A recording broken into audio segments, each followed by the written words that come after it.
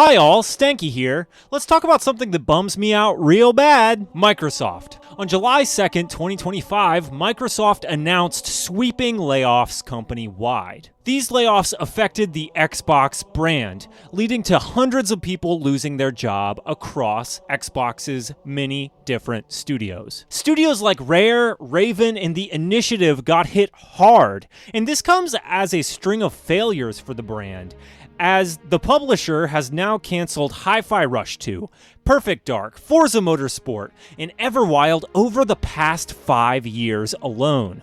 As someone who will occasionally play Xbox games, I find their incompetence to be staggering. You have Xbox, a company backed by one of the largest tech corporations in the world, and they just cannot get it together. So how did we get here? Why is Xbox failing? And why is Xbox going third party? Let's discuss. In order to understand Xbox struggles in the now, it is important to understand the absolute fumble that was the Xbox One. In 2012, Microsoft was on top of the world. The Xbox 360 had peak cultural cachet, and at the time, everyone had an Xbox. I mean, you had people that literally dealt with their consoles dying to Red Ring of Death just to be on the platform, and they loved it. As PlayStation floundered during the 360 generation, Xbox created a system with peak cultural cachet, as hardcore and casual gamers alike flocked to the platform to engage in its robust online and iconic first-party titles in Gears and Halo. As the Xbox 360 generation drew to a close, it was time for Microsoft to show off their next console, the Xbox One. And how terrible this reveal was cannot be understated. In 2013, Xbox revealed the Xbox One in Redmond, Washington. This hour-long reveal was a disaster, focusing on TV and Kinect with little to no games to be shown off. The weeks to come after proved even worse for Xbox. As it came out, the console was going to be always online, have DRM, and force you to have your Kinect plugged in at all time in order to function. Gamers were upset about this in a way I don't think I've ever seen before, as the brand was on the back foot at a vulnerable time, the time when they should have been promoting their new console and convincing people to buy it, were spent defending these anti-consumer practices. This all came to a head when Don Mattrick, the then CEO of Xbox, gave a disastrous interview. In this interview, he said, "Well, we have a console for offline gamers, the Xbox 360. This bad PR, combined with mediocre launch titles like Rise Son of Rome or Dead Rising 3, spelled doom for the console, as people were quick to jump ship to the PS4. This all comes to a head really in 2015 when Halo 5 comes out, is mediocre, and really gives people no reason to buy an Xbox. So with this, Xbox goes from being on top of the world with the 360 to being on the downturn during the Xbox One generation. Don Mattrick gets the boot in 2014, and Microsoft brings in longtime doughboy Phil Spencer to lead the brand. Phil is interesting as he has this reputation that he is a man of the people. He presents himself as this uber gamer who is relatable, and he plays games, guys. And with this image, Phil begins to rehabilitate the Xbox brand. This brings us to... I'm a big believer that a good idea can turn into a bad one if it is implemented poorly. This defines Phil Spencer's era of Xbox. So, Phil Spencer takes over Xbox in 2014, and the brand is in a tough spot. People have already started to build their digital games library over on PlayStation, and because of this, no one wants to come over to Xbox. So, Phil makes a bold choice. He decides that the brand needs to provide a service that is consumer-friendly and different. The first step of this is Xbox's backwards compatibility initiative. They were trying to get those Xbox 360 defectors to come back home to the Xbox One. But more importantly, Phil Spencer wanted to push gaming forward into the streaming era with Xbox Game Pass. Launched June 1st of 2017, Xbox Game Pass promised to make gaming into more of a Netflix-style model. You pay the fee, and you play as many games as you want for free. The The idea by itself was good, but again, in execution, this becomes a bad idea. At the time, I can understand why they come to this conclusion. Netflix is the hottest thing in the world, and it revolutionized how people consume movies. It's not a bad idea to think that how we consume games would also change. But the problem is, Game Pass is not profitable. Look, people debate whether or not Game Pass is profitable, and honestly, I don't care what they say. There is simply no way Game Pass makes money. There's no way it is, because you are removing the $70 point of sale from a product that's already tough to make profitable at full price. Games struggle to make money at $70. Do you think that a $10 monthly subscription is going to magically solve everything? No! If Microsoft was smart in 2017, Game Pass should have led them to reorganizing and making sure they build games with tiny, sustainable budgets.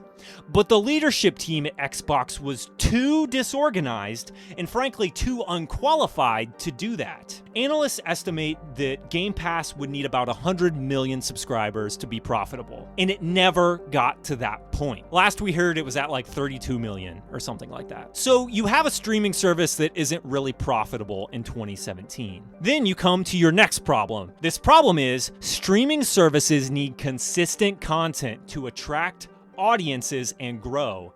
This leads us to acquisitions. Around 2018, Xbox begins going on a buying spree, picking up studios to add to its first party. They bought Double Fine, Obsidian, Ninja Theory. You get the idea. A ton of studios get bought up by Xbox at this time because interest rates are low and you can get a loan very easily. Again, bolstering your first party is not a bad idea, but Xbox's execution of this acquisition strategy is when it becomes a terrible idea. This comes to a head when Xbox buys Bethesda in 2021 for $9 billion.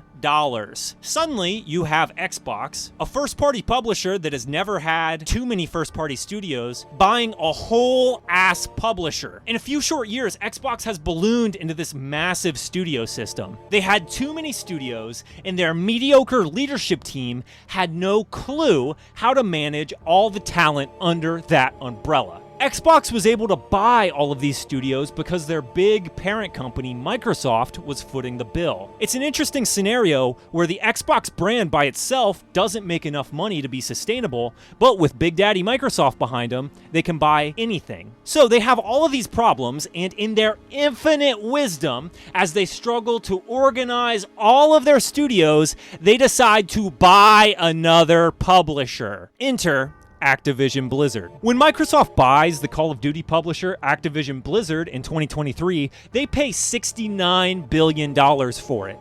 This is the biggest acquisition in gaming history. But this purchase of Activision Blizzard is really what screwed them. You see, Microsoft corporate just spends $69 billion on Activision Blizzard. This obviously gets the attention of Big Daddy Microsoft, who has been paying for Xbox's losses for years at this point. Suddenly, the CEO of Microsoft, Satya Nadella, becomes very interested in what Xbox is doing, and he wants to see a return on investment, which is fair. They just spent the largest amount of money ever for a publisher. What Satya Nadella finds, in my opinion, is a leadership team filled with buffoons. You get Phil Spencer, who wants to make this gaming Netflix, but he can't get anyone to subscribe to it, so he is losing money. You have Matt Booty, who's in charge of the studio system, but he doesn't know how to manage any of the gaming studios or give them direction, so he's losing Microsoft money. And then Sarah Bond just kind of exists. I would imagine at this time, after they buy Activision Blizzard, the heads of Microsoft are pissed at this point, spending billions of dollars, and then they see a leadership team that cannot and will not make that money back. Look, again, Xbox acquiring first-party talent is a good idea. It became a bad idea when they decided to buy whole-ass publishers that they themselves, as Xbox, could not sustain alone. When you use Big Daddy Microsoft's money irresponsibly, don't be surprised when they cut you off. So with that, we see the cuts that happened at Xbox over the past month. gutting studios and employees, all because their leadership team, the knuckleheads leading Xbox, could not be bothered to execute on their ideas in a safe, fiscally responsible way. Look, Phil Spencer came to Xbox at a time when the brand was being killed. Now, his legacy will be the only gaming CEO that killed his own brand. Layoffs in the gaming industry are unfortunately an all too common reality these days. In 2024 alone, it's estimated that the games industry suffered a record of 15,000 layoffs. But in the case of Microsoft, in the case of Xbox, I don't know if there has ever been a more clear example of disgusting corporate behavior leading to the destruction of people's livelihood. And look, I get it, Microsoft did this because they want to invest in AI. That definitely is part of the equation. But the other part of the equation is that the leadership team at Xbox simply cannot execute on any idea they have successfully. The leadership team at Xbox did not think when they bought 2 whole-ass publishers. They did not think when they destroyed software sales on their platform with Game Pass. They did not think when they shut down multiple studios that made beloved games like Tango Gameworks, or the team that makes Forza Motorsport in Turn 10. But who pays for Phil and his leadership team not thinking? The answer, sadly, is the worker in the trenches. At this point, Xbox just needs to end it. Go be the biggest third-party publisher, because literally what you are doing right now with your incompetence, trying to be a console, is causing literal human suffering amongst talented game devs. Man, I just wish I could be an executive. It seems like the only job where you can fail every single day and walk away with $1 million. But hey, what do I know? This has been Stanky. Thanks all, love ya, bye. Remember, this channel is home to stinky opinions. Love what you saw? Hate what you saw? Drop a comment down below. And why not subscribe if you enjoyed the show? Thanks for me, Stanky, the CEO.